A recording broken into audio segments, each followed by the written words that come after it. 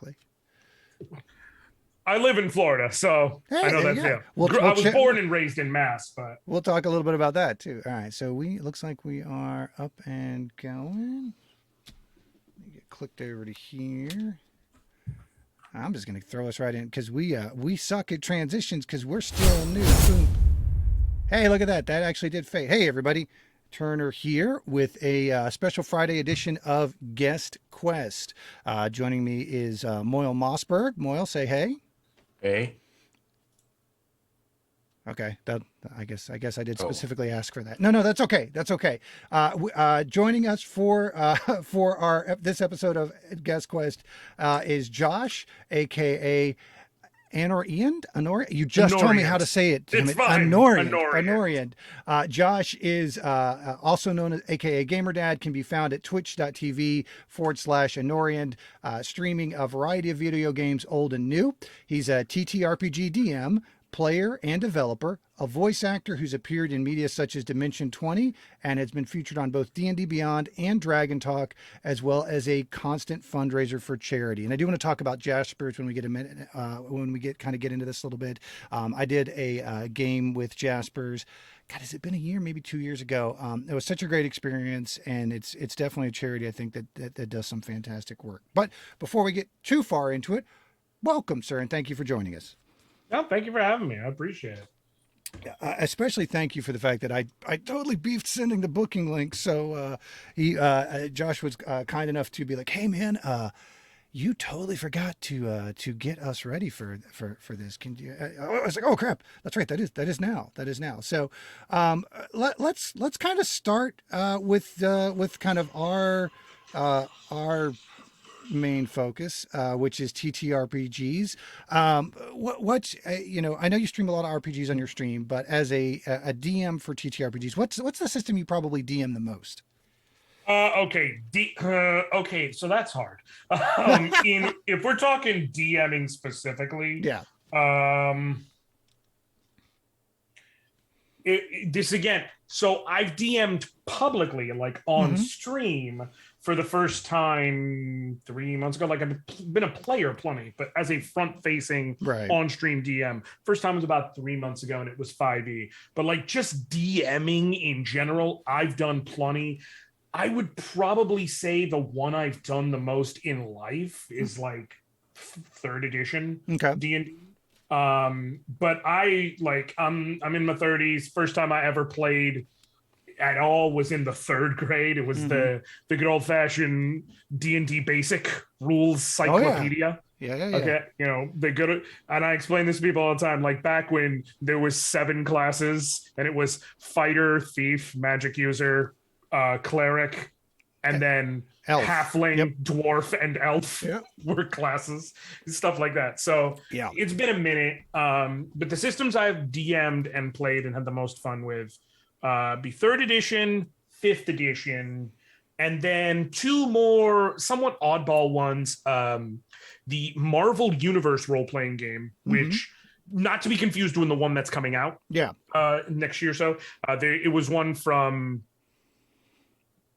about 15 years ago with the weird color coded chart system that was all percentile based. Was it that? I forget what the name of the system was. No. So actually there was no dice whatsoever. That's one of the things I loved about it. It was something really cool. There was stones, which was you had health, like they would give you, like they recommended like little glass beads, red ones and clear ones or white ones or whichever, but just made sure you know which was which. And you had stones for health, and then you had stones for energy. And so let's just say your maximum was 9 energy, and then you'd have your various skills, martial arts, fire manipulation, whatever it was, and you would put X number of stones of effort into your skill, and you were like limited by how high a number that could be. And it was this whole and you would get a bonus based on how high the number was. It was a whole interactive thing. But the basic endpoint was heroes don't, like, which we all know isn't really true. But the mechanical goal they were going for was heroes don't become heroes and win all the time because of luck. They win because they fight their hardest. So it's how much effort you put in versus your opponent to defend against you and so on, which was cool. And then the system that got me was like the fourth one that I did the most, which was like my gateway into a lot of my online role playing, especially like in high school via forums and things like that, which it wasn't the first one I ever did. The first website I ever did any type of online role playing was this old website called storycrafter.com. And you could do D&D, you could do freeform RP, you could do whatever. And someone was like, a Final Fantasy based role playing game. And I was like, I'm into it, whatever. And they're like, we're using the Final Fantasy RPG 3rd edition rules. You could find it over here. And I clicked that link and went to the Returners forums at the time, as it was known, which all that's defunct. But to give you an idea how much I love it, I have a printed out 400-page binder in my closet. Nice. I printed out the rules and got like a big 3-inch binder from Staples. I annotated it, put like color coded separators by chapter, all of it. And that's the other one that I've done a lot of, which it felt like Final Fantasy, which is what made it fun. Cool, man. So those would be the ones that I'm most like. If you give me any of those, any of the 4 I mentioned, and you're like, hey, I need you to DM a game tomorrow, like all I got to work on is figuring out a plot, but I'm comfortable enough with the rule sets across the board that I'd be like, okay, cool, I got this. Yeah, the Marvel game I was thinking of was the one from, I guess, the late 80s, early 90s that used the face rip system was what they called it. FASE RIP. And I played multiple games and had multiple characters, and I couldn't explain to you to this day how to do it. It was a extremely complicated system. So, so you kind of get into it in 3rd grade. You come back and you've done some of it publicly recently. You were very, very publicly most recently on Dimension 20. Talk a little bit about that journey. And I mean, because man, I'm a huge Brendan Lee Mulligan fan. That guy is such an incredible dungeon master and just advocate for improv and the system and everything itself. Give us a little bit of the inside scoop. So in the Shriek Week season of Dimension 20, which was DM'd by a buddy of mine, and it's funny, the best part of the story is that like it comes full circle for me anyways, by Gabe James Games, real life name Gabriel Hicks.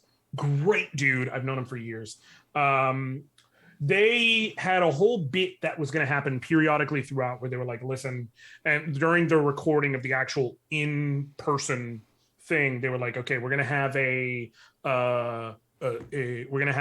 radio show that happens throughout. I'm sorry, I keep saying and my brain's just misfiring. We're gonna have a radio show that plays throughout, and it's gonna be like because the characters are all college age. They're all attending colleges, like the Wolfman or related to the Wolfman, so on and so forth. And so they were like, hey, we're gonna have a radio show playing from the college radio hosts. And it's going to be Swamp Thing and Wild Wolf Welfin, who, from what I understand, canonically is the nephew of Jawbone, for those of you who have been following Dimension 20 for a bit. Yes. Yeah, it all connects. Wow, that's great. I didn't realize it's same universe. Yeah. They didn't explicitly say it, but that was one of the things I was kicking back and forth.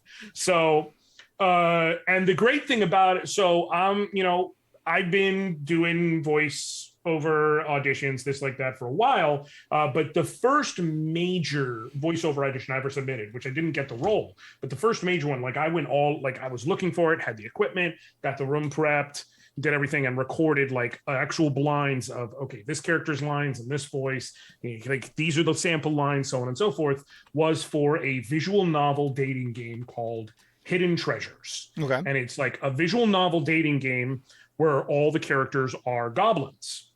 Okay. They're obviously, cute goblins by and large, but they're goblins. Sure. And there was going to be role-playing aspects and things like that. And it looked really cool. And it was being handled and it was being run, the Kickstarter and all of it, by Gabe Hicks. And I went through the auditions, didn't end up getting any of the roles, but, I followed up. I was like, hey, Gabe, appreciate the opportunity to audition, I just wanted to say, if you've got time, could you give me any feedback on any of my stuff, what you thought, so just stuff I could work on for the future as a budding voice actor. And he took the time out. He was like, listen, you're good at this, you're good at that. You actually were one of the final people for this role, and we ended up going this way, but you were one of the final possible candidates and all that. Just said a lot of really, really reaffirming stuff, stuff that I don't know, like if he had taken the chance to cut me down at the knees, and that was one of my first attempts, or he, or if he was just like a bad, a harsh person or what have you, I don't know that I'm still that I'm still attempting it today. But no, he really reaffirmed me, and that was something that drove me pretty consistently. So then the creative director for Dimension 20, Orion D. Black, shout outs to Orion, good buddy of mine at this point, reaches out to me and they're like, hey, listen, we got a project we've been working on. Nothing, like, I'm not talking about bringing you in or anything, but we need a little voiceover work. I think your voice would be perfect for what I'm looking for. Would you be interested? Yeah, sure. And lo and behold, like, what the project was Dimension 20, and it was in fact Shriek Week. And the original plan, so the end result ended up being me recording with Gabe, even though he was live in studio. He also did that recording session as Wild Wolf Welfin. Right. But the original plan was going to be, especially because it was nephew of Jawbone, that Brennan was going to record Welfin. But then scheduling conflicts. In fact, I actually started the scheduling conflicts the exact week everything finally came down. Like, okay, we've got everything set. We've got our audio guy ready. Boom. This is the day we're going to do it. Ironically enough, of all the places, I ended up traveling to LA because I got invited to a networking thing, what have you. Sure. And so it's one of those situations where it's like, ironically, I'm actually going to be there physically in person. Right. Now, I'm also willing to just show up. Like, I have my vaccination status, and I'm going to have to get tested before I leave. I'm willing to physically do it in person. But then, and so that was potentially on the table. But then there was a whole last second situation to where I flew in and the exact same time Brennan flew out, and it was a whole thing. So we adapted, but it was still ended up being really good. Yeah. And the good thing about it is, like, one thing I will say for the back end folks of Dimension 20, for Orion, for David, for all of them, is they are all they're communicative, and it's not that they obviously have an idea of what is funny, what isn't funny, what's working, what's not working, but they understand people's workflow, and so they're very receptive to trying different ideas. And like, we'll work until we find something, because I was workshopping like 3 or 4 or 5 different voices before, and then I'm talking with Orion, and I was like, I'm thinking maybe do this, thinking maybe do that, and I was like, and then eventually I just joked and I was like, or you know what, I could do it like Casey Kasem hitting American Top 40, and Ryan's just like, hold on, there you go. Do that. And I was like, so it's going to sound kind of something like this. Casey Kasem, American Top 40. And so then we tweaked it a bit until we get, this is like, it's got to be a college student, but it's just because we're going to try different things until we get there. And it's a super open group that's like, listen, we know people have their own things, and they were just wonderful to work with top to bottom. Like, they made me feel welcome from the beginning. They made me feel like a professional from the beginning. They were very understanding about everything. Just aces group of people, top to bottom. That's awesome, man. Yeah, the ships, planes passing the night aspect of it is not something that you normally would think would come up in voice work, but that's still a really cool dimension of that. Not, no pun intended, dimension of that story. But hey, nailed it! Boom. So you've also got TTRPG DM player and developer. What's going on the development side? So it's taking a little bit longer than I wanted, because I've had a buddy of mine helping me with crunching some numbers and workshopping it, because I just want to drop it and be ready, and also making it look nice. But I've been developing stuff as far as like my first stuff that's coming out is going to be mechanical, but I also have non-mechanical stuff. Namely, I have a world that I've got reams and reams of written down, like in Evernote, just every detail imaginable. I could tell you, like breaking down the political hierarchy of every major country and how they all differ, random people of importance, the map. I have a map drawn out, the breakdown of populations, this, that, or the other, that I've been working on for years. So I do plan on putting that out as a thing eventually. But prior to that, as like just a system agnostic supplemental thing. Now, what I'll probably do is lay like, here's some ideal stat blocks across a variety of systems that you can adapt in different ways, but it's just going to be a here, take it and run with it situation. Kind of a system agnostic setting that can, with some guides on where to adapt it to. Yep. And like, here's some different quest lines you can run, and here's this and here's that. And otherwise, go for it, run it, do your thing. Just an idea of anyone who wants a big, fun, epic adventure for their, their group that they can pick up and run with.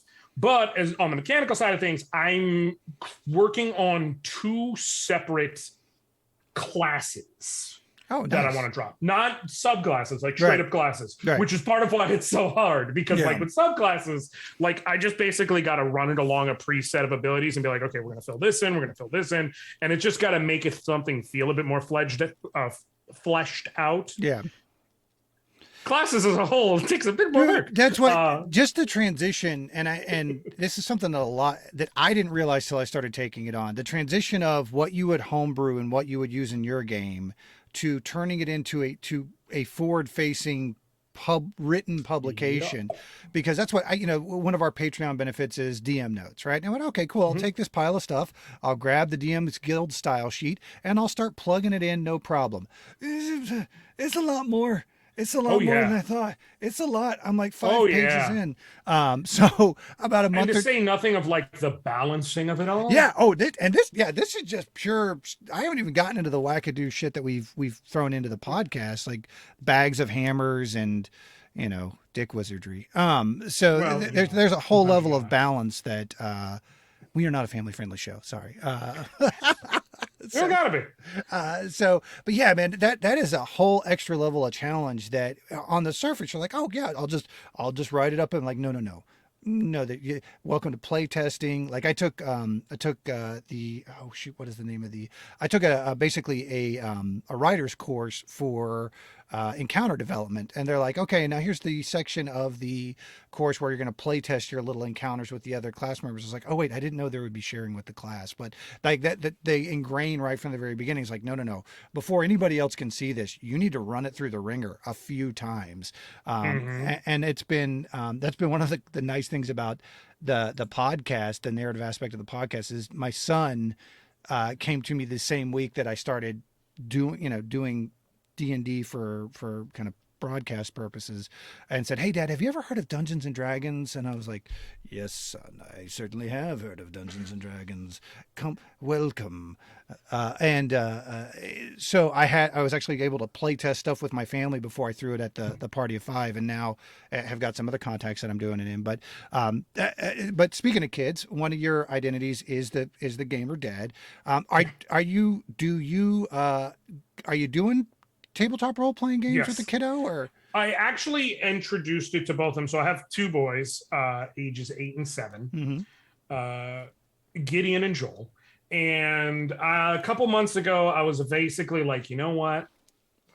Oldest one's in 3rd grade. First time I ever played was in 3rd grade. Let's give it a shot, see what they like. If they like it, cool. If they don't like it, whatever. And I had already had the player's handbook and DM's guide. And so I knew I had one, but just for the fun of it, the starter kit and the essentials kit were both on sale. And I was like, I know one of them had a map, and they have like little cards that you can give to people to hold on to that have like the order of operations for a combat and things like that, like little visual aids that I knew would help. And I was like, between the 2 of them, I ended up paying like $21 on sale. I was like, I'm not going to fight about it. So, I sat down, like, you know what? I'm going to teach you guys a new game. Like, okay, it's called Dungeons and Dragons. I was like, it's kind of like a board game, but you're going to use your imagination. I'm going to tell you a story, and you're going to tell me the things you can do, and I'll help you guys understand what you can do. And so but first we got to make a character. And we spent the whole night making a character, and they came up with a Gideon. They took the nicknames that I call them sometimes, and that became their character names. So it became Gijamu the Brave and nice. Jolamo the Beast. I want to be clear about this. the Brave and duh Beast. Like they were written very differently in that regard. But it was a really fun experience making the characters with them, and I got to have a little fun and real nice moments. I was like, okay, now we got to pick our character's race, and it's like, okay, what do you want to be? And Gidge ended up being a tiefling paladin, and Joel was trying to decide what to be because he decided to roll a ranger. He wanted to be able to use a bow and arrow, and I was like, okay, well, what do you like? And he was like, the Drow look cool, but can they be good guys? I was like, well, are you a good guy? Yeah. Then okay, that's all you got to know. And just to be completely blunt, like the cool thing about that, especially having that conversation like so genuinely, is I am clearly I am what can only be described as like painfully white, like aggressive, like aggressively white. But my kids are both mixed. They're both half black. So it's one of those things where it was very natural conversations. I got to have that kind of stuff and just set that from the beginning. Like, there's no good, nothing is all good, all bad. Just, so you want to be a drow and be a hero? Okay, be a drow and be a hero. It's really nice. That's awesome, man. And it's dude, it's so important to be able to do that, because that's very much tied into the origins of even our podcast and our show. Jazz, when he first started playing D&D, had the opposite experience with the people that onboarded him. He was like, hey, I want to be a black elf.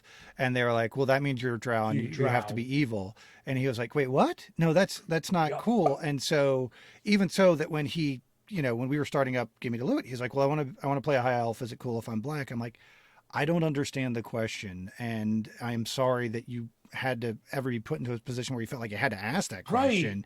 You know what I mean? And I think, we actually just did our, our class is, our cast is 50% POC. And we did a kind of a follow-up conversation just a week ago about representation in maybe 2 weeks ago. Time was a flat circle. About everything for the last 2 years, as far as I've concerned, has all happened simultaneously. I wake up each day and it's only been 2 days since the pandemic started. It has been the longest and shortest 2 days of the last 2 years. It's just been, it's all been one pile, and then there's the free time, and then there's this pile, and then there's today.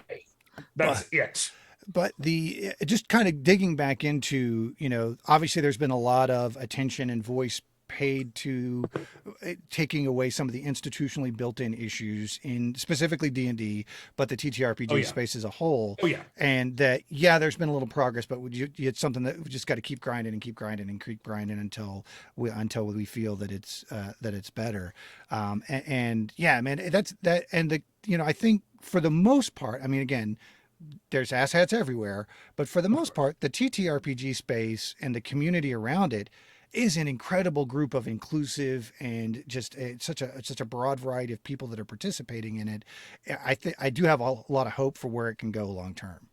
Oh, absolutely. And, and it's true, like the terrible folks, they get zero tolerance, period, as far as I'm concerned. Oh, yeah. But and it's like, to give you an idea, this is nowhere near, this isn't even the first time I've specifically heard the story from him to he. Jazz. I'm just making. I was like, I don't want to say that from a black man, right? Stating their story of one of their earliest TTRPG learning experiences being, I want an elf but black, and being told, but that means you're a drow, and that is a problem because you can't play that. And it's like, no, I just want to be a black elf, and this being a robot. That specific story, it's not even the first time I've heard that story in the past. Again, it was all one muck of time, but since Gen Con, another buddy of mine pretty much told the same story. So it's a universal thing, and it needs to be taken care of. But what's good about it is there are several groups, and it's one of the things I loved about working with Dimension 20 is they genuinely are like, no, we need to we need to bring in different voices. Yeah. It's not an offense. It is quite simply, we have heard so many of these stories before. We need new stories. Yep. And it's why I loved when they were eventually, like, they just said flat, like when they brought in Abria for DMing a season and then brought in Gabe for DMing a season. And they had an FAQ that came out around the same time as Shriek Week to answer some questions. And it was mostly things like, what is Shriek Week? It's a show coming for running for 4 weeks. And what system is it running? Okay. Who's the DM? Gabe. And what's the system? Standard questions. But then eventually, why is Brennan not in this season at all? Was one of the questions. Right. And they just flatly answered, if we want to grow as a group, we cannot be eternally tied to Brennan. Yeah. If Brennan is wonderful. He's talented. He's incredible. But if Brennan is in everything we do, we're not to mention 20, the vast group of ideas. We are Brennan and Fred. Like you're the Brennan Lee Mulligan show. Yeah, exactly. Right. Exactly. And it's nothing. And one thing I will say, and I have, like, I'm not going to sit here and be like, oh, me and Brennan rub elbows all the time. No, I know him more or less secondhand as a person, like on a personal basis. Yeah. But my best friend in the world is genuinely friends with him. I've got other friends who I'm very close with who are friends with him. And like, they one and all point out, like, Brennan is A-okay 100%. Like, yeah, no, I want more people to ride. Like, he is all on board with, we need to get people who aren't getting shots to get shots, get them here and watch. Let's see what we can do. Let's become a vector of growth and of explosion and of potential. And it's important that there are groups out there doing that and that are saying, no, we're not just going to be, 5 white guys named Steve. We need to do better. Andrew, you got any questions so far, buddy? I'm sorry, I don't mean to steamroll you here. No, I don't know who Brennan is, unfortunately. Okay. Andrew sounds like a nice guy, though. This is Andrew's second time playing D&D on the podcast. Harland, it's his first time. So we have a broad range of experience levels, and so I'm a little bit more of a I don't know, man. I'm not a big they're the biggest show on the face of the planet. They just got a cartoon and I'm totally drawing a blank. I'm not a big Critical Role guy. It just never clicked with me. Not that what they do isn't great. I just never. Oh, no, I get you. It's one of those things. It's like, that's not. Yeah. I'm definitely more on the Dimension 20 NADPOD kind of side of things, and so I'm a little bit more of a junkie when it comes to the stuff that's out there. I got different varying levels of buy-ins with the cast. So I'm like, yeah, do it like so I'll do references all the time. They're like, yeah, we don't know what you're talking about, dude. Can you put it in the context of a Wii game in Andrew's case? So you just, Andrew, did you play, speaking of Wii games, did you play Fire Emblem at all, Andrew? No, I played GameCube. Wii is a little too advanced of a console for me. I did not play Fire Emblem.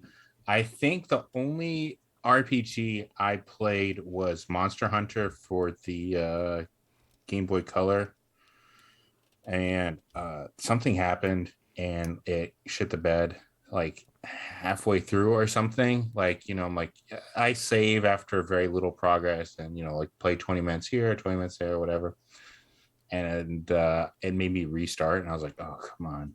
And start with the gumdrop or whatever the slime is. And but what's your history with console RPGs? How far back do you go? Oh yeah, like, jokes aside, as far back as the turn-based RPG, like, I'm not going to be like, I played the first RPG. I'm not going to sit here and be like, I was, using an Intellivision to play, something along those lines. Adventure, the one where you're a little dot and the dragon looks just like a little dot. It's not even. It's literally just do, unless you get the little attachment add-on for the sound. Yeah.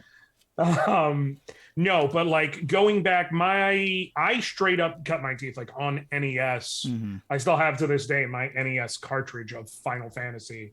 Yep. But the games that I credit, like where I was old enough to genuinely appreciate the RPG elements, fully understand what I was doing, and really be into it, that I credit as like the reasons why I love RPGs as video games, was on Super Nintendo, was Super Mario RPG and Final Fantasy IV, which at the time when it came out in America was Final Fantasy II on the Super NES. Like those are the two games that I'm like, oh, I love this.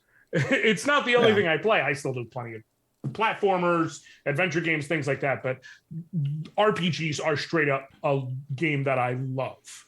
And that's really where the love started. So Saga Nadal saying was hoping for some Awakening talk. Is that a... Ooh. Like Fire Emblem Awakening? I believe that. Yes, I believe that's what. I'm with it. I believe we've titillated them with some Fire Emblem Awakening hints. So, would you talk a little bit about Fire Emblem Awakening? Absolutely. Well, listen, I am willing to describe myself. I tell people all the time, there are very few times when I'm willing to be like, I'm the biggest fan of this. I'm the biggest fan of that. I am willing to actually say in almost any room I walk into, I'm the biggest Fire Emblem fan here. Like I'm willing to stake that claim. Wow. Because the first one that came to America on the Game Boy Advance was just titled Fire Emblem. That was actually the 7th game in the series. And it was funny. A lot of people got very confused by it because like Super Smash Brothers Melee came out on the GameCube, and there were these characters, Marth and Roy. Yeah. Blue-haired swordsman and red-haired swordsman. Yeah. Well, Marth was from the very first game, and also the third game, which was a remake of the first game. But it had two halves, and like the second half was an all-new story tied with the first. And then Roy was from the 6th one. It was also on Game Boy Advance, and it was like the one that came to America was like a prequel to that one. So they get it, and they're like, the main character is this red-haired swordsman with blue armor. Okay, it's Roy. Well, no, it's his dad, Eliwood. It's a whole thing. And I'm like, okay, there's clearly more to this series. I got to look into it. The first time I ever played, I got the cartridge shortly after it came out. Like, I'd seen a thing in Nintendo Power. I was like, this looks cool. Let me check it out. Instantly fell in love. Yeah. And looked into the series, found out about the fact that it literally goes back to technically the Famicom, since it never came to America to call it the NES. And since then, I own a physical copy of every game that's come out here in the States. And, I buy them like when they come out and play them immediately. And I've gone and played every version of it that hasn't come out in the States via like translation patches and things like that. And Awakening is actually it's funny that got brought up because I was talking about this with someone the other day. Awakening is actually a very important game in the series. Okay. It is, I tell people all the time, it's the game I credit for being why Fire Emblem is now genuinely popular out in the West. Because for up until that game, it was like this series that people had maybe heard of. I remember Roy and Marth from Smash. That's kind of it, unless you found like a diehard fan. And then Awakening came out. And the thing that did it was, prior to Awakening, one of the hallmarks of Fire Emblem was you go into a map, and you can like reset a map from the beginning at any time. But when you go into a map and you're doing the whole chapter on a map and fighting enemies and doing this in tactical combat, if your character dies, they're dead. Yep. There is no way to revive them. They're permanently dead.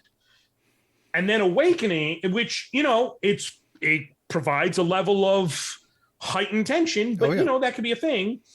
Awakening comes out, and it adds a new thing. Like, there'd been plenty of Fire Emblem games that had difficulty options, like easy, medium, hard. But Awakening had difficulty options, and then separately had a choice between classic mode or casual mode. And in casual mode, no permadeath. If your unit dies at the end of the map, they're back up, keep it moving. Yep. And that accessibility being added, like it's been in the series since then. And so many people now are more willing to try it because they're not. I cannot tell you how many people who I've known have been like, the permadeath turns me off. And as soon as I tell them, if you played anything since, like if they had heard of it before that, I'd be like, if you played anything since Awakening, you can turn it off. And they're like, wait, does that put it in easy mode? And I'm like, no, you still put it in hard mode. Just put it on casual and you can. And they're like, oh, okay, I'm willing to try it now. And it's not as daunting to step into. And that's the main thing is just, and this is why I tell people all the time, I'm all for easy modes. I'm all for anything in that sense to add, like I want accessibility in general. Yeah. But part of that is I want you to add difficulty option, things like that, because that'll let someone get into it. And I know people who have literally started, like, let me put it on easy mode, on casual, and now they know how to play and know the mechanics. And they're like, oh yeah, hard mode, classic, let's do this. And I'm not going to reset if anyone dies. Iron Man runs. Okay, cool. But they needed to be able to feel like they could approach it in the first place. Oh, heck yeah. There is, I think XCOM notoriously has a reputation for that as well. And I love the XCOM games. I can't play the XCOM games because I take... It's like 2 steps forward. I am in a constant state of, okay, 2 steps forward, stop, panic, go back. And the most recent version, where the missions very frequently have a turn timer or a round timer where you can't be ultra cautious in the way that you play. It's just like, I'm not going to save scum this thing for 4 hours for me to get through one map. So I just, I can't handle it because I don't want to lose Steve. Steve, he's my boy. My boy Blue, he's my heavy gunner. It was absolutely. It ramps it up so much, man. And you're absolutely right. There's watching somebody progress and go from kind of beginner level to invest more and more in a game is such a cool thing, especially with kids. Like my son started playing Breath of the Wild really right before he was probably really ready to be playing it from a coordination standpoint. So when he first started playing Breath of the Wild, it was, hey, I'll go and get you a horse. And then it was literally just a horse riding simulator for him. He would just ride around on a horse as Link and then climb around and play.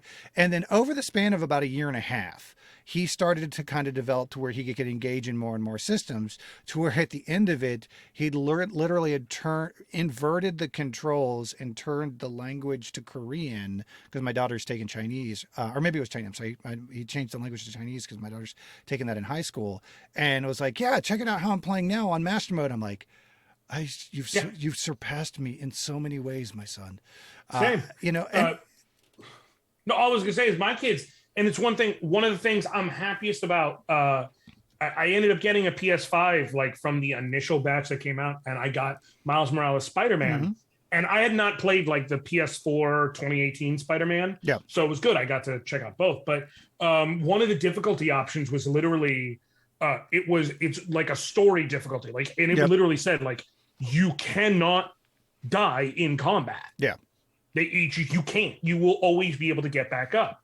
And I was really glad that was in there. And there were so many people who were like, this is the babification of games. I'm like, I don't know if you realize, me as a dad, like I'm in my 30s. I don't need that. Yeah. I'm playing it on a harder difficulty. Yep. But it's a Spider-Man game. My 7-year-old wants to be able to play it. And doesn't need me to come fix everything. Like he gets all the way towards the end, and he'll randomly, like, he might call me and be like, Daddy, I'm having trouble with this puzzle. Can you help me? And it's like, I'm like, you're 80% of the way in the game right now. Hold on. Okay, you got to do, and it's like a 7-layer puzzle. It's like, okay, I get why this messed you up real quick. Yeah, but he gets it, and it's the same thing as you said, like Breath of the Wild. He's further, like, granted, Breath of the Wild, I'm not the best with open world games. Right, man. It's not that I suck at them. It's just, it's too much. I'm gonna meander. Yeah. I'm a little old school in that regard. Like, I do a lot of retro. Link to the Past is still my favorite Zelda game. Oh, it's a great game. That focused adventure. Yeah. But like Breath of the Wild, but he got further than me to where he's like, can you show me how to do this? I'm like, I can try and help, but you're farther than me, dude. I struggle with open worlds because I have OCD, and when I found out there are, I think, like 989 Korok seeds, I have to stop. They got to be Deku seeds, right? They're Korok seeds. No, they're Korok seeds. I had to set it. I literally had to set it down at that point. I was like, now that I know this, I can't play this game anymore because this will be my sole focus in playing this game going forward. I can't. I had to step away from it. But it was such a great game to kind of, because it's got a flexibility of play that's not gated by difficulty. And he and I used to play the Lego game. Like the Lego games are great for that. Like if you've got kids and you want to sit down, they're real fun. They're super fun, and they're so fun. You can play them in co-op. Yeah, they got a good couch co-op mode. The difficulty of those, and if you want a real challenge for them, it's like, okay, we're gonna 100% these things. We're gonna unlock like there is a level of time investment and challenge that you can get out of that from not having the combat that can check both boxes. It's like, okay, he can run around as a Lego version of the Hulk and smash stuff up, while I go and obsess over where the hell that next gold brick is, so that we can win it. So yeah. It's been a really cool experience for that. So, what other games do you actually kind of get to? Because I know one of the things that he and I have been playing together a little bit lately is Destiny, and he's already given. He's like, hey, there's a new Destiny expansion coming out. I'm like, yes, and cross play has been great for that. I mean, that's another situation where it's been really cool because, we've got a PS5 and we're able to get an Xbox Series X, I think is the new one, and it's like, okay, it's awesome that we can be on the two separate consoles, because Lord knows I can't afford to get two of them, and be playing the same game in the same universe. It would be a lot cooler if we didn't have to get on the Alexas and shout at each other up, and because there's no cross play chat yet. So it's like, Alexa, tell everyone that I need to fire team up. Oh shit, it's probably about to do that. But what games do you play with your kids? So sometimes it's stuff like I said, like Miles Morales, where it's like it's a single player thing, but I'm sitting with them, I'm watching, or they're watching me, or whatever. But if we're talking multiplayer stuff, it's funny. It depends. Like the answer, I can say things like Smash Brothers or Mario Kart or Mario Party. But the answer is most often depends on which kid. Yeah. Because the older one, he's into mostly newer games and also likes a lot of not necessarily mature, but more mature games. Yeah. The closest thing to quote immature would be like Fortnite. Right. But it'd be stuff like 2K or Madden or, something like that, which he got into sports through me and me explaining them. And, I love basketball especially, but also football and explaining all that. So it'll be stuff like that. Whereas the younger one, he loves retro games, like straight up loves them, loves the old school look and whatnot. So, we might sit down and do like, I'll be excited to, I'm definitely going to check out the new Kirby with him. Oh yeah. But it's like stuff like Mario Odyssey, or even going back to like that Super Nintendo level, Kirby Superstar or Kirby's Dream Land 3. And then, or he'll sit and watch me. Man, I can tell you, I have learned to be really damn good at Mega Man. Which I already was relatively good, right. But I have had to become good because there was a period where he would want me to sit down and on my, I got a Super Nintendo Classic when those came out, and then, I modded it and put in some ROMs and stuff. And I would have to sit down and basically every day play at least one Mega Man game, like start to finish out of Mega Man 7 and then Mega Man X, Mega Man X2, Mega Man X3, or Mega Man in base. To where I've got those maps memorized. But what's funny is it ended up like parlaying into a skill. Now, especially, I can speed run my favorite one, which is Mega Man X4. Specifically with Zero, I do like a 100% items and everything run, and I can beat literally like from clicking start to end credits under an hour. I can do a 100% run. Dude, and Mega Man games are no joke. I mean, I like Mega Man. I think 3 was the farthest I ever got. That was. I don't know why I stopped playing them after that. I don't something about the X series or something. Just when they made the transition from like because that was the last one I think on the regular NES was probably the last one that I played. And then Mega Man Legends on the PS1 I was really super into when it came out. I love Mega Man Legends, so I'm not gonna lie. No, it's a weird, but it's a good game. Yeah, that's just it. It's a great adventure game, and it's just like I would play a Mega Man RPG. I would straight up all day long. But Jamie's chat. Let's just throw into the chat real quick. I love all the Zelda games. Jamie's got a Triforce tattoo. That's what he doesn't want to. He doesn't want to tell you guys. Was Link to the Past your first Zelda game? No, my first one was Zelda on the NES, and look, technically I think it was Zelda 2. Ooh, that's an like was the first one I actually played. Yeah. But like the first one that I was able to sit and complete without anyone helping me was Link to the Past. Because I've heard the original was the original, like Zelda 2 was brutally difficult. Like the original Zelda wasn't terrible, but it was a huge time investment. I mean, I got it for Christmas one year. My friend and I would play it, and we would literally go and try and burn every tree and try and bomb every segment of the wall, and just poured a ridiculous amount of time going, okay, because you could only throw out like 3 flames at a time on, you had, that was the upgraded and then you had to leave the screen and come back. And then, it was, and it's so funny that game tricked people into accidentally doing hard mode, because if you put Zelda in, then it automatically kicked you over to the second quest, which was incredibly difficult. Not incredible, but significantly more difficult, and significantly difficult from any of the guides or anything that was in Nintendo Power or any of the stuff. Because again, it's pre-internet. This is the Stone Age. So I know people are like, yeah, man, that game was so brutally tough. Like, what, we couldn't figure out where anything is. Like, what are you talking about? It's like very linear from 1 to 2 to 3 for the first bits.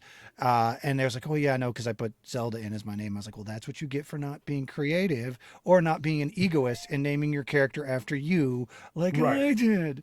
So, but Link to the Past was the first time I could be like, oh, I don't need a guide. I could just like, there was some searching still. Don't misunderstand me.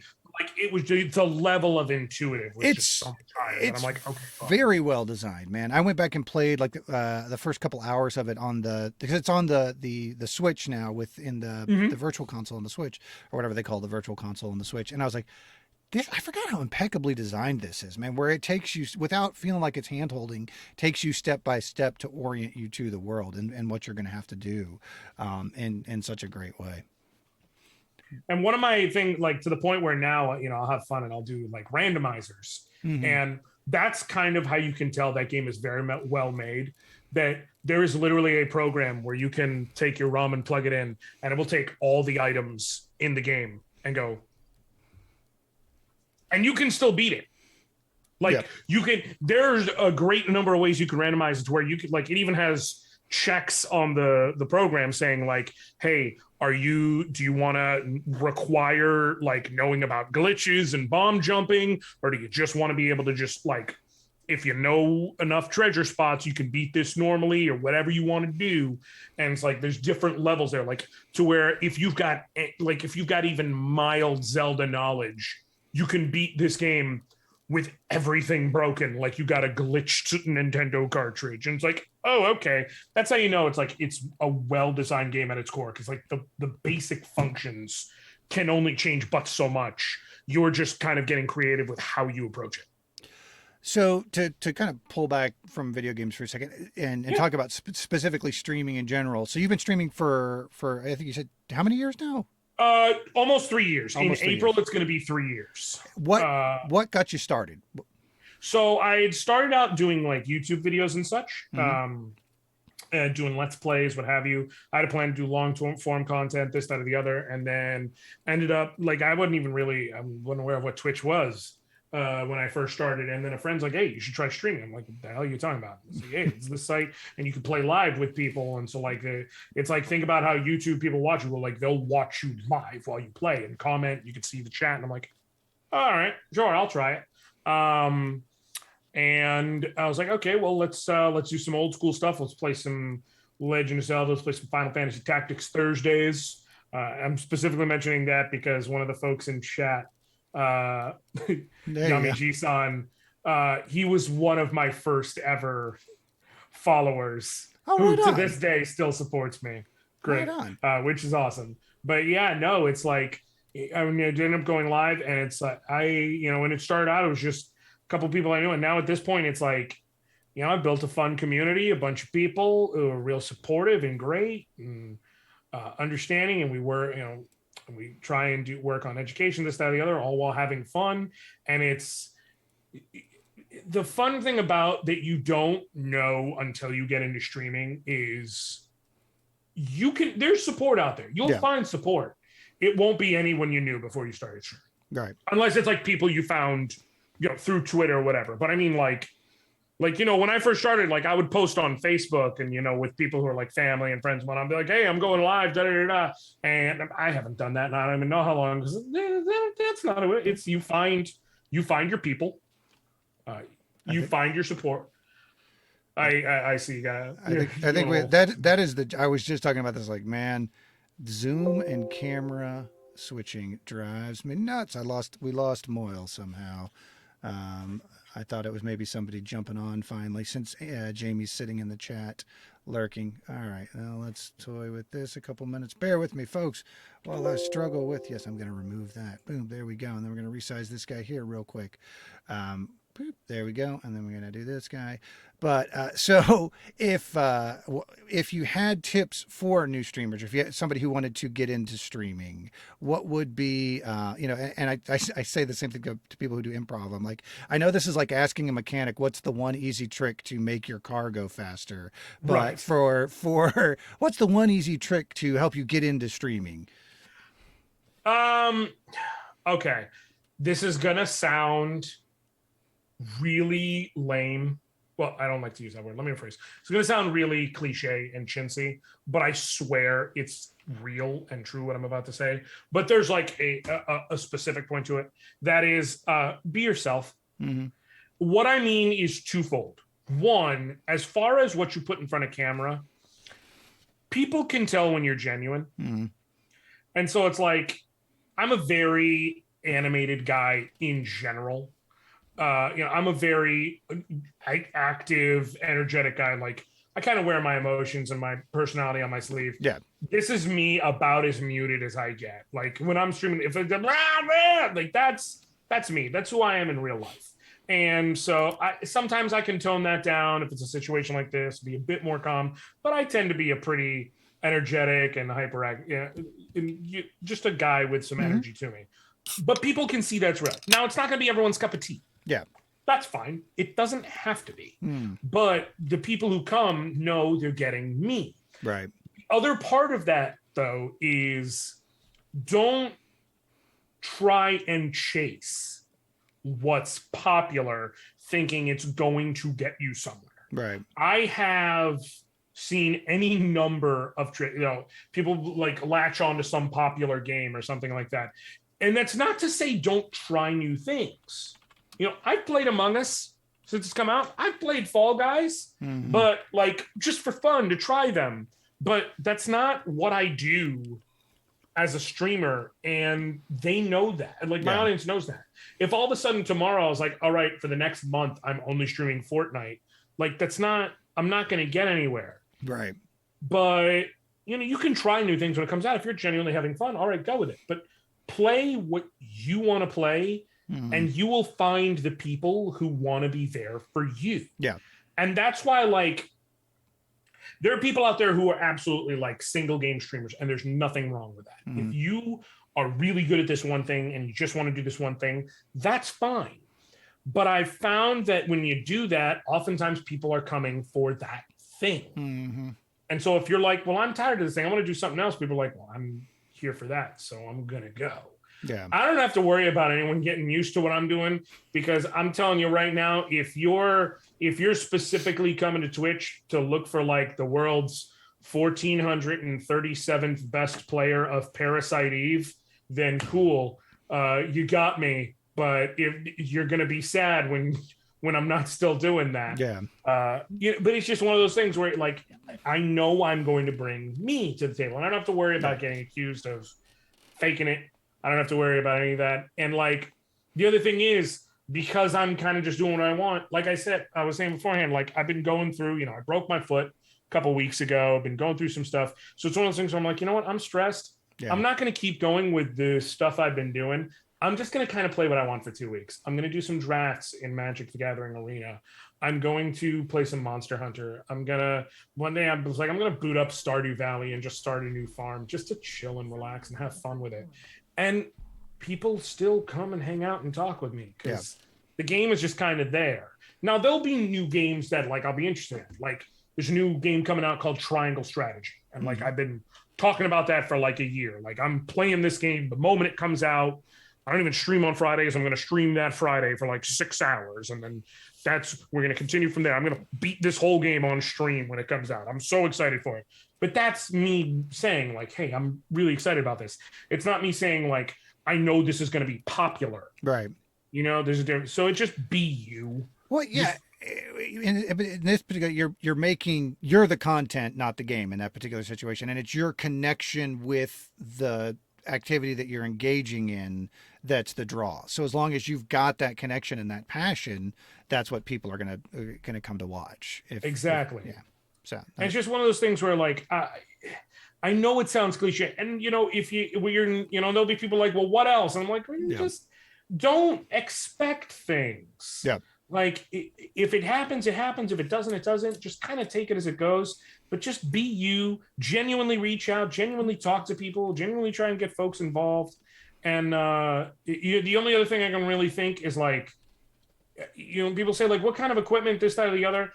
I've spent the time long enough that I've been able to invest in some better equipment, and get a Wave 3 mic, which I think is really good quality. But you don't need that level of mic to do it. Like I started without one, and there were people here. I upgraded this because I wanted, because I'm doing voiceover. I want a better quality mic.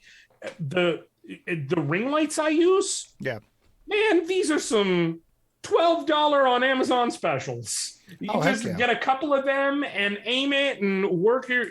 You'll be amazed what you can do with a basic lot. Like I've got a Logitech, but it's not like a new like Logi Stream Cam. This is the same webcam I've been using for 4 years. 5 years. It's not exactly new. It does 1080. I think it does 10. It does 1080p. It does 1080p. I just confirmed by looking at it. It says 1080p. But the resolution as you leaned in was just crystal clear. But can you get like a Sony A10 and do an Elgato's Cam Link and do 4K? Can you? Sure. Once you hit a certain level where like streaming, you've got 1,000 subs a month and streaming's your income. Should you invest in that? Yeah, probably. Yeah. But like for starting, I don't need all that. I've got a couple of $12, like I said, like between the two ring lights, maybe $25, a regular webcam and a mic. And you don't need those ring lights, but otherwise, like I just prefer, like the amount that $25 does for my picture quality is worth it to me. I know. Like I'm pretty sure I'm using the same exactly. Amazon $24.99 on sale. Waited for it to pop on sale, and it makes a huge. It makes me look like I have a healthy skin tone, which is otherwise. It's not like And there's now again, I'm not saying anything against the idea of the existence of higher end products. I'm not saying anything against upgrading when you want to, if you've got the ability. What I'm saying is you don't need all that. Right. You need one of my favorite streamers ever, a good friend of mine. She's a wonderful human being. She is one of the gold standards to me of streaming. Pleasantly Twisted. Her real name is Nessa. She's a wonderful human being. For those who want to follow her, Pleasantly is spelled it's all one word, no underscore or anything. Pleasantly spelled normal. Twisted is just TWSTD, no I in there or E at the end. Wonderful human, right? Ridiculous talented. One of my favorite running jokes and stories is that there is this Steam game called 20XX, and then it got a sequel called 30XX, and it's basically just like, what if Mega Man X was a roguelike, which is to say, like, what if it was procedurally generated? Like, you didn't know what the layout of the level would be like until you got in. The layouts are somewhat randomized by its program. You don't know the order of the bosses and what powers you're going to get. You don't know what power-ups you're going to find. Just go. And it's a fun time because, introducing that. But the mechanics are very clearly Mega Man. You run and jump and shoot and dash. Almost identical to the old games. She played 30XX for the first time. She's someone who doesn't play Mega Man in the first place. She played 30XX for the first time, and she doesn't let people backseat because she's a good gamer. But if she knows someone personally, like she knows me, she might say, like, if she's in chat, hey, you specifically, like, I know you do this. So she was like, so she was playing it for the first time, and she's going through the level, and I'm just sitting there in chat. I'm like, I'm glad you're playing this. You know, it's one of my faves. She's like, oh, I knew you were all up in this. I was wondering when you were going to show up. And I was like, girl, you know it. I've told you about 20XX. I was all about this the moment it dropped. Like, I've gotten people, because there's co-op. I've gotten a few friends of mine, their first ever wins through the whole game by carrying them through co-op, things like that. So she gets there, and at one point she sees like the scrap recycler, and she's like, hey, Anoriand only, no one else in chat. What is this? And I was like, the shop? Literally, I was confused. I'm like, what are you asking about? And I literally, like, to this day, we laugh about it because I was genuinely like, are you asking about the shop? She goes, is that what that is? I'm like, yeah, that's the shop where you can go in and buy like extra health pickups if you need it, or extra upgrades with all those bolts you've been finding. Have you just been not going into that? She's like, yeah, I didn't want to interact with it because I didn't know if it was, and I didn't know if it would mess with me. So she had never gone to a shop at that point. Cool. The shop is right, like, it's before the boss door in every level. She goes through the boss door, fights the boss. That was the last boss of the run. She accidentally challenged run the game for the first time ever. I was like, what do you mean? What do you mean? You accidentally did a first time. What do you mean? Nice. How does that happen? So, but the thing is, like, again, she's someone who wildly talented. Yeah. You know how she started streaming? She started out playing Darkest Dungeon, which is a great, for those anyone who hasn't played it, another great indie game, really, really fun. It's like a turn-based RPG, but like it's very difficult, and you have to like, it gets into the idea of characters having health, but also stress levels that have to be managed this, that, or the other. She was playing Darkest Dungeon with no cam, and like using her phone to see chat and to be able to talk about it. And now she's a Twitch partner. She literally has hundreds. You know, her CCV is somewhere around 100. It can fluctuate, but it'll be somewhere around 100. Super. And it's not like she's been doing this for 9 years. Yeah. You're only doing a little bit longer than me. She's really talented. She's really very genuine. And everybody comes for her. Right. So she can kind of play whatever. She's like, today, there's days where she's like, I'm going to bake. Yeah. It's not even a game. She goes in her kitchen, puts on a camera, and says, I'm going to bake today. And of course I'm going to watch her bake because it's her.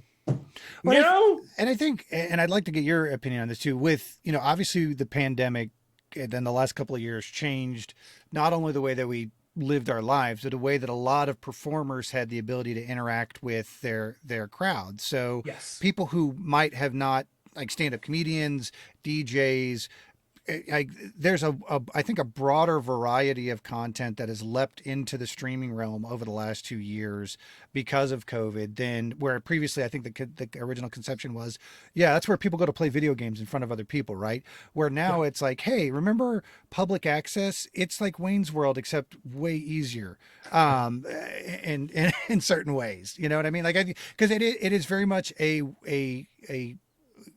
extremely capitalized but also democratized way for you to jump on and produce content right from the beginning. But it doesn't have to have a single thing to do with video games at the end of the day. Oh yeah. Listen, like, you can kind of do whatever you want, and I guarantee you there's going to be someone out there who wants to see it. The question is just, are you being you? Yeah. Now, I also don't want to sell a false bill of goods. Like, there's someone out there who wants to see it. That doesn't necessarily mean there's 15,000 consecutive someones who wants to see it concurrently while you're live. Right. But there's someone who wants to see it. Yeah. But you just got to find the people. But, you know, they're out there, and you can kind of, I've seen a good friend of mine literally started doing like knitting and crochet and just that. And it's, you know what? Did I ever think prior to a pandemic that I would just take, you know, during a portion of my afternoon would sit, and if I'm doing something, pull up someone knitting? No, but I will, because it's she's talking while she's doing it. Occasionally I'll throw in a joke. It'll be funny. There'll be some lo-fi music in the background. I'm chilling out and it's just soothing. If I'm working on something, if I'm typing something up, working on a draft, running some numbers, it's just something calm. It's chill. It brings me into a Zen state. So, I can't necessarily point out another thing that does it like that. Yeah. You know what I mean? Yeah, and I think there's an interesting conversation about the advent of chill core games. Like, what's the one where you put up your socks that came out recently? Unpacked, and that are games that have a challenge to them, but really are more oriented to kind of a calming, more laid back experience. Hey, real quick, guys, this is Jamie joining us. Andrew's computer crashed and Jamie was able to hop on in his place. It's not just that the Andrew Bear crashed. This is a totally different person who's joined us now. Jamie, thank God you're here. Do you have any questions that Jamie also does a video game podcast in addition to Give Me the Loot in our stream. So he is kind of our man inside the system when it comes to the video game industry. And actually, he and 3 or 4 of our other cast members went to Full Sail and trained got trained to become game design. And Jamie, not too far off the road. Yeah, and Jamie, you still work in the game industry, right?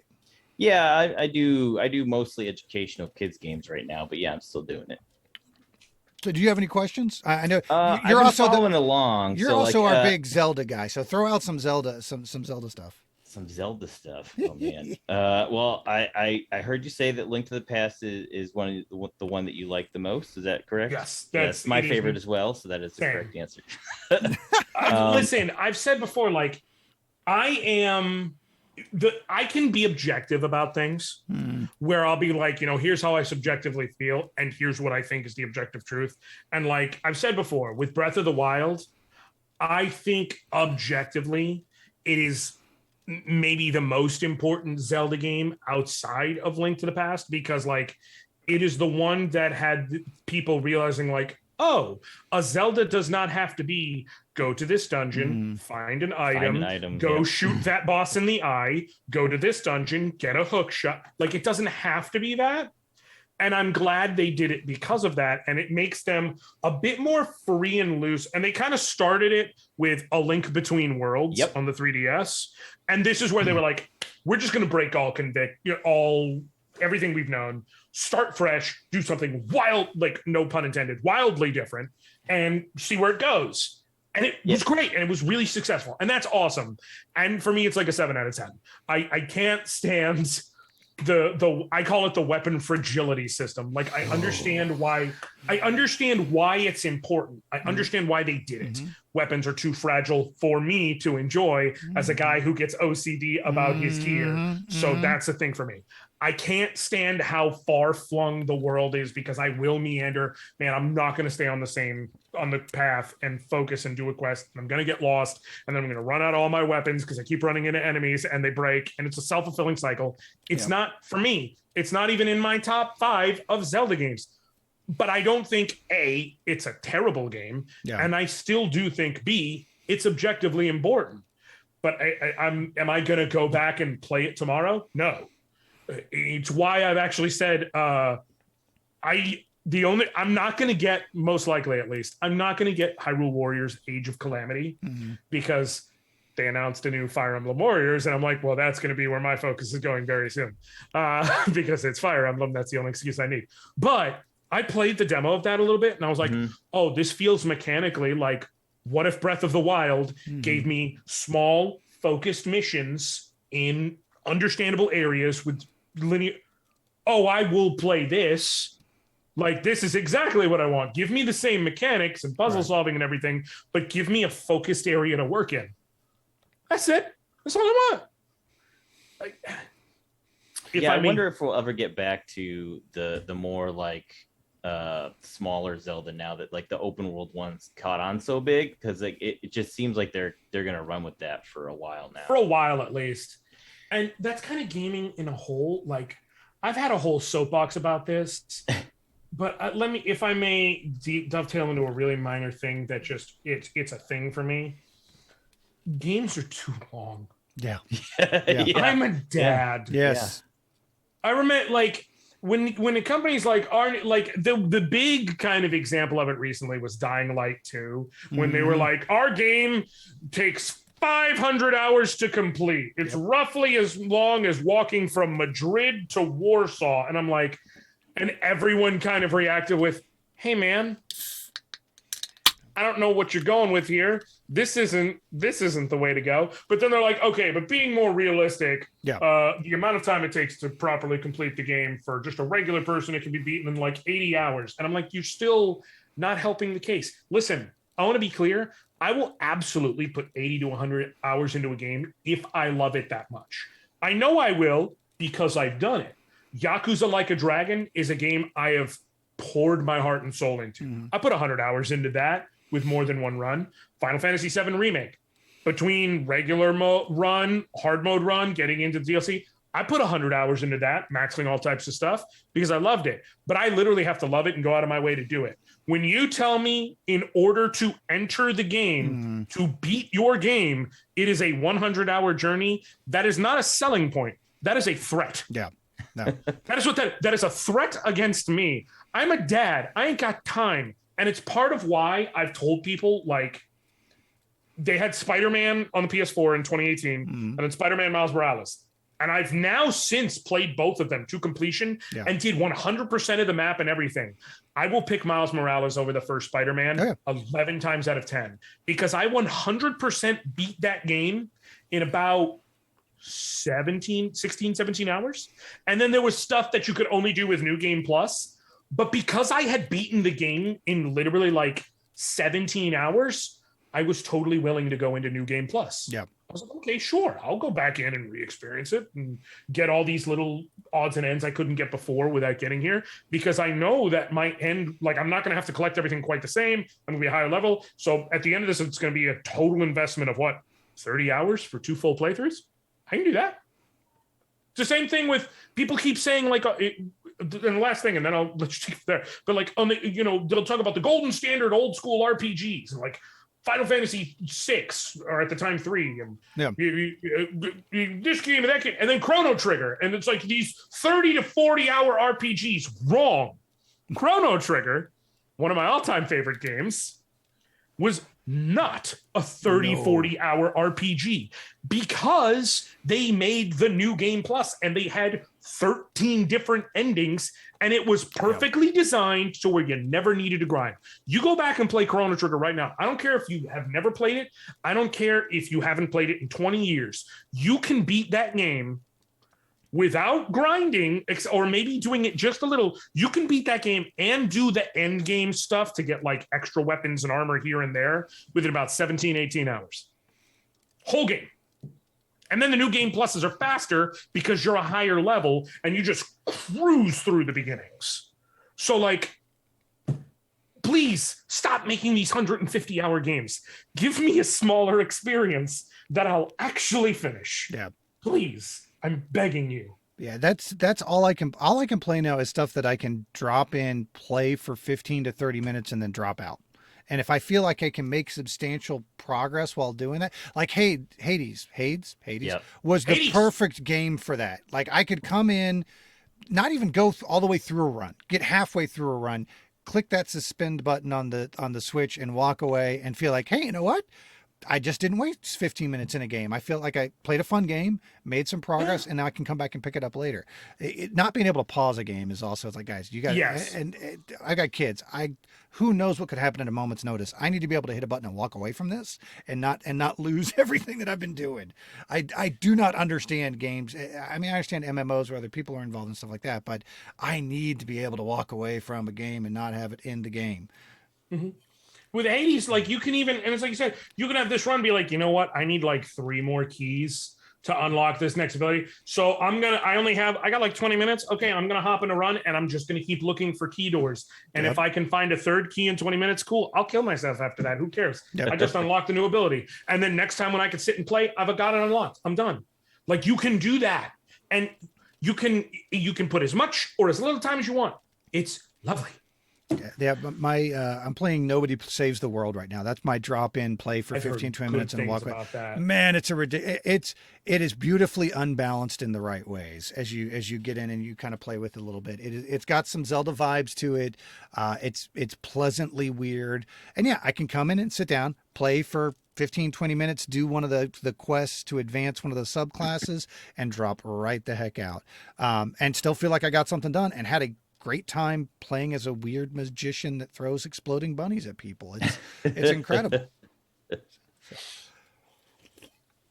Well, gang, I think we're getting at the back end of time here. So, is there any questions for anybody in the chat that anybody has in the chat that we haven't hit on? And while I wait for those, that was one of the things that was a big learning curve for me on the on streaming. I was like, oh, there's a delay. I didn't realize that. It's not just that the people who watch this are slow typers. It's that they are hearing what I am saying slightly in a different time than when I say it. Well, and it makes it even better, like when you're learning about how good your internet connection actually is. Like, it's great. Where I moved recently. Prior to moving, where my PC was, I had to run off Wi-Fi.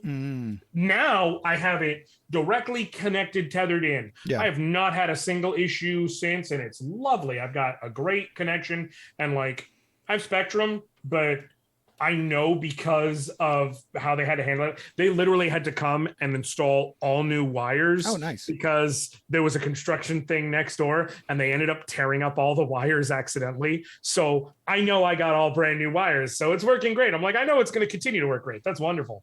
But here's the thing. Like, now that I'm plugged in directly, I don't have to worry. I used to always have to be mindful of I have like a tracker for the stream stats. Used to always be mindful and look, because occasionally I'd be talking and be like, man, people are taking a second to respond. And then I'm looking, I'm like, oh, I dropped a bunch of frames.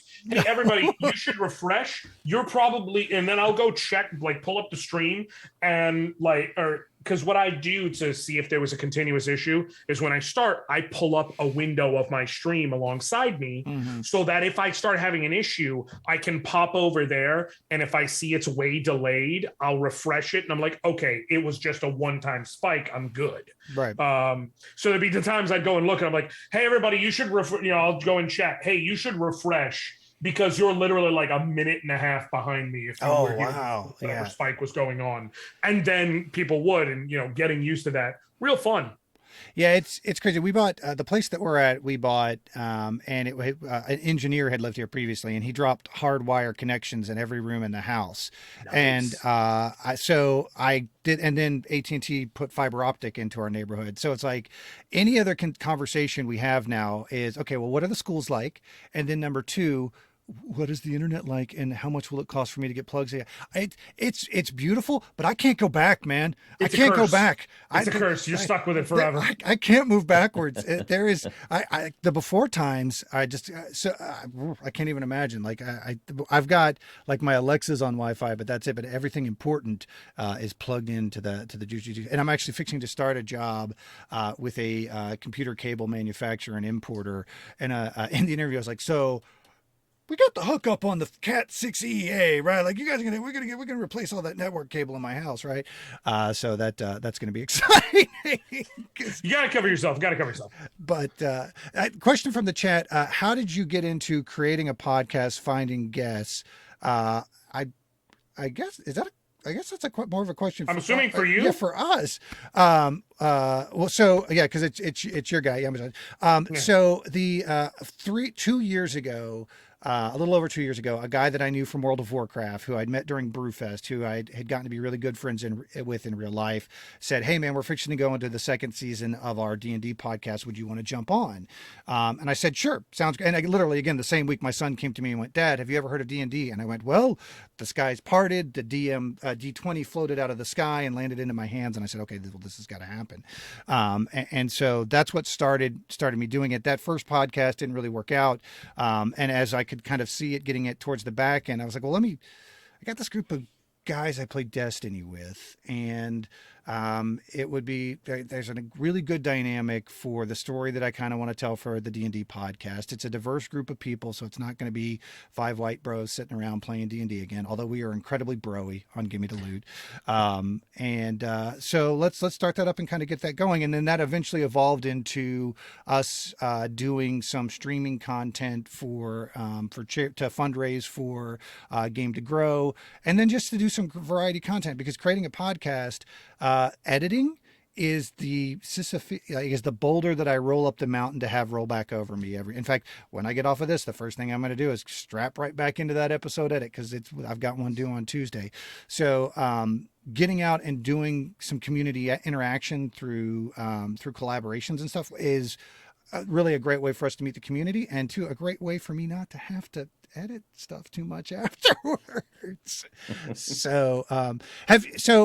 But have you other than Dimension 20, have you done any other kind of regular actual play? I know you do, and I do want to talk with Jaspers before we come. So you talk a little bit about Jaspers and your work with them, if you don't mind, because I think they're an incredibly important organization, and I'm a huge fan of what they do. Yeah, I am a Jaspers Game Day ambassador. So basically I work with them, representative of them, and they do work, specifically with suicide prevention and mental health awareness through the art of playing games. And our slogan is, "You are not a critical failure," and having the tools and resources available for all those who need them. And so through them, like in general, as far as, whether I've done anything longstanding, what have you, I've done so many charity streams at this point as a player and what have you, just across a bunch of different charities, not just with Jaspers, but in general, done a lot of playing. My first one I ever did, to give you an idea, through streaming was in 2020. Oh, wow. January it was a stream where, for anyone who's familiar with Proton John, he was actually one of the players as well, which was a very fun experience. A couple hundred people watching for my first ever live streamed game. And then since then I've done a bunch of others. I have been, through Jaspers, able to play on the D&D Beyond official channel, doing some charity work there. And hopefully looking to do some more moving forward. And then also there is a group known as Roll Together RPG. They are directly, affiliated with Idle Champions and Warriors of Waterdeep and things like that through Wizards. And I have done 2 seasons with them of a show named Andor, which was very fun, as a regular cast member throughout both. One of the 3 members were of the cast. Like, there's been a total of like 8 or 9 different cast members between them, like people rotating in and out. But 3 members of the cast were there for both seasons, although only 2 of us played the same characters in both. One of them switched in second season. But it's been fun doing that. And I do have some stuff in the works for some long form actual play stuff that I want to bring to the table, both as a player and as stuff I'm organizing. For instance, we're still working on some of the details of when it's coming out. It's probably going to be closer to April, but I'm going to be part of a group that includes Classical Glaza, Wally 132, the Brandy Rose, and the Mental Woke. We're going to be doing Monsters, which is basically... it's going to be a hack of Urban Shadows 2nd edition, but it's basically going to be like just a sitcom, but where the central conceit is everyone is some variety of otherworldly beings. So vampire, fae being, I'm going to be a werewolf. But the idea is otherwise it's going to be like a classic sitcom. So even the way Monsters is written, it's very much like the font of Friends, with the letters tilting and the little colored dots in between. And for my character, for instance, and Wally, we decided to take inspiration, and the Brandy Rose, even all 3 of us ended up taking the character inspiration from Living Single. And for our specific people. And so I'm going to be like, what if Overton was a werewolf is basically my starting point, and I'm building from there, things like that. So it's going to be fun times. And then, with my love of Fire Emblem, I have a Fire Emblem based AP. I'm in talks with some people to try and get going later on in the year. That's going to be fun. And then another project that I'm kind of still in the talking phases. We'll see what comes of that. So I'm working on pushing. This year I really want to try and push and get involved in more things. So that's why when you and I not for nothing, but like when you message me like, hey, would you like to? I'm like, yeah, sure. I want to meet new people. I want to play new things. I want to do stuff. Yeah, I like having fun and meeting folks. Well, we really appreciate. One last question from the chat, and then we'll wrap this up, gang. How do you balance gaming as a job versus gaming for fun? That is a great question, because really your work-life balance now has taken your recreational piece that would normally balance out the work, and it's just become a hot spaghetti monster of interaction. So how do you isolate those two, or are you even able to isolate those two? Kind of. And what I've basically come to the conclusion of is, like, for me at least, it helps to keep something, even if it's still gaming, to keep something for you. For instance, I've said I'm a huge Fire Emblem fan. On the Nintendo Direct that happened this week, they announced in June, they're coming out June 24th, because that's burned in my brain. They're coming out with a new Fire Emblem Warriors game, which is Fire Emblem, but you're running around a battlefield and fighting like it's a Dynasty Warriors game or what have you. And I might go on stream and play that a little bit just to show people, especially, hypothetically, because I've got connections with Sega and Square Enix and a couple other companies. If I connect properly with Nintendo for it, and they happen to provide me a key or anything, I might play it a bit on stream just to show it off and have fun with people. And that's it. Yeah. Like, I'll play it a bit on stream and have fun, but that's going to be for me. Right. That's mine. That's my joy. That when I play it, it's going to be, I don't have to be on. I don't have to be, because I've told people and I've explained to people before, and by and large they get it, but it's like streaming is kind of in the same vein as, which it's also something I've done since middle school, acting. And I've done school acting, I've done community theater, I've done, I've studied performance as a concept and this, that, or the other. And when you are a good performer, you are legitimately on. You're turned on, you're in the scene, you're in the moment. Your body's usually at least somewhat tensed. You have a potential energy through you, and that you're ready to push forward with. And it's the same thing with streaming. As a good streamer, at least, you're not just, people say it's you're just sitting and playing games.